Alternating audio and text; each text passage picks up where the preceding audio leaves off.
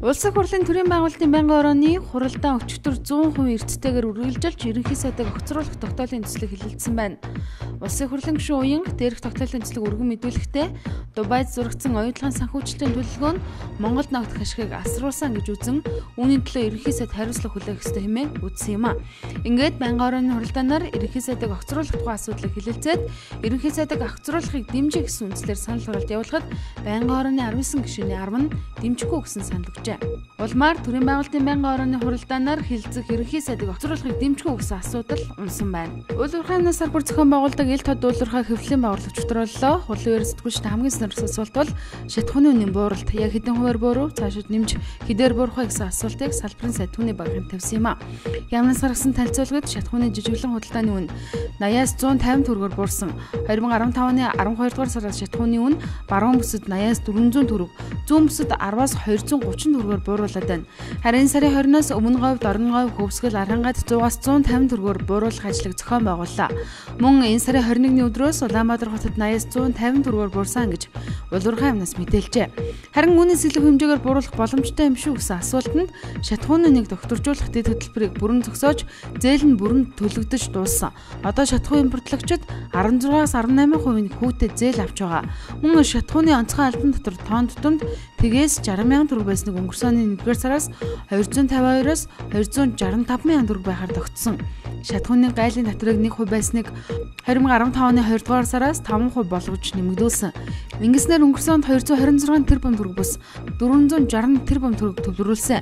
Тэр мөнгнөөс хүүхдийн мөнгөнд 230 тэрбум төгрөг, олон хүүхдтэй эхчүүдэд олгох 117 тэрбум төгрөгийг санхүүжүүлсэн байх жишээтэй гэсэн хариултыг өгчээ. Улсын хурлын тамгын газраас дээд шүүхэд үндсэн хуулийн цэцгийн дарга амар санаа улсын хурлын даргад явуулсан бичиг нь хууль зөрчсөн гэж нотлогдож байна гэсэн бичиг явуулсан байна. Албан бичиг хууль зөрчинө гэдэг асуудлыг уншиж судалж одоо л ойлгож эхэлж байна. Үндсэн хуулийн цэцэд маргаа үсгэсэн тухай наран чимэг гишүүний тогтоол улсын хурлд очсон. Үүнтэй холбогдуулан миний зүгээс улсын хурлын даргад бичиг явуулсан. Өөрөөр хэлбэл үндсэн хуулийн цэцэд маргаан хянан шийдвэрлэх ажиллагаа нэгэнт эхэлсэн тул ямарваа нэг үйл ажиллагаа явуулахгүй байх шийдвэр гаргахгүй байхыг анхаарлаа авна гэсэн бичиг байнгын орооны хуралгүй цаг зарладаг гэх мэтчлэн дэгийн хуулиар нарийн засан заалж зөрчигдөж байна. Энэ дэлгэхэд хууль зөрчснөг улсын хурал хамгийн газар нотлох боломжгүй. Одоогийн үйлчилж буй хуулиар шүүх нотолдог. Гэтэл хэн нэг нь нотлоод улсын дэд шүүхийн ерөнхий шүүгчид бичиг явуулсан. Улсын дэд шүүхийн ерөнхий шүүгчийн хариултад та бүгд ийм асуудал тавьсан байна. Энэ асуудлаа хуулийн дагуу шийдвэрлэх гэсэн хариу байна лээ. Гэтэл үүнийг хууль зүйн байнгын орон дээр санал өгсөн болгоод өчигдөрөөрөө улсын хурлын даргын зөвлөл хуралдаж яаран сандран үндсэн хуулийн цэцгийн даргын асуудлыг нэгдүгээр хэлцгээр төлөвлөсөн байна гэж амар санаа дарга өчигдөр хэвлэлийнхэнд мэдэгджээ. Нийслэл иргэдийн төлөөлөгчдөд хуралдах Монгол Ардын намын бүлгийн дарга амар баясгалан өөрийг нь орон үндэслэлгүйгээр бүтгэн доромжилсан асуудлаар шүүхүүд хандаад байгаагаа нийслэлийн засаг дарга Батүл өмнө нь мэдээлж байсан билээ. Гэсэн ч гүтгэлгээ зогсоохгүй уучлалт гуйхгүй байгаа болохоор хотын дарга улсын ерөнхий прокурорт хандхаарсан байна. Энэ тухайга нийслэлийн иргэдийн төлөөлөгчдөд хуралдах Монгол Ардын намын бүлгийн дарга амар баясгалан төлөөлөгчид намайг онцгой хэмжээний хөрөнгийг үр ашиггүй зарцуулсан мэтээр гүтгэлэг явуулж нийтэд мэдээлсэн асуудлыг шалгуулахаар холбогдох хууль тогтоомжид заасан үндслэл журмын дагуу Монгол Улсын ерөнхий прокурорт гомдол гаргаад байна гэж Батүл дарга өчигдөр мэдэгджээ. Боловсрол сайн шинжилгээний яам Азийн сангийн Аз зориулсан ном хөтөлбөрийн хүрээнд өчигдөр хамтдаа уншицгай захим номын сангийн хөтөлбөрийг нээжээ. Боловсрол сайн шинжилгээний яам 2014 оны хүүхдийн уран зохиолын уралдаанд шалгарсан бүтээлүүд Монголын болон дэлхийн хүүхдийн уран зохиолын дээд суурь буюу ерөнхий боловсролын сургуулийн сурагчдын сонирхол хүсэлт нийцгүйц хүүхдийн уран зохиолын 110 номыг бүрийхээр нь захим хэлбэрээр номын фондын бүрдүүлэлтийг хийгээд байна.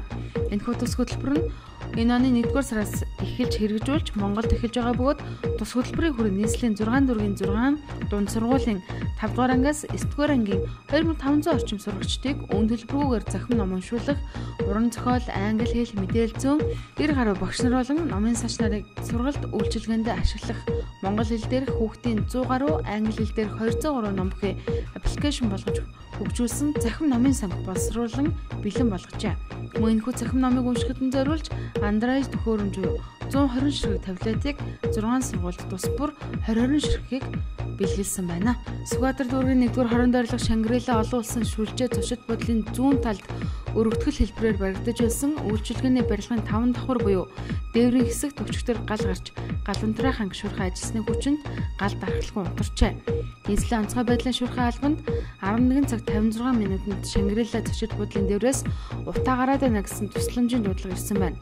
Дуудлагын дагуу 12 цаг 20 минутанд Чингэлтэй дүүргийн гал унтраах 10 дугаар ангийн дөрвөн машин 30 аврагчид газар дээр нь очиж шуурхай ажилласнаар 10-аас 15 минутын дараа галыг бүр унтраажээ. Өргөтгөлийн барилгын 5 давхар буюу дээврийн хэсэгт гал 10-аас 15 м квадрат талбай бүрхсэн байжээ. Аврагчид галыг унтраах явцад галын голом туюу гал гаргасан их үүсвэр хаануугааг тогтоох гэж хугацаа алдсан байна.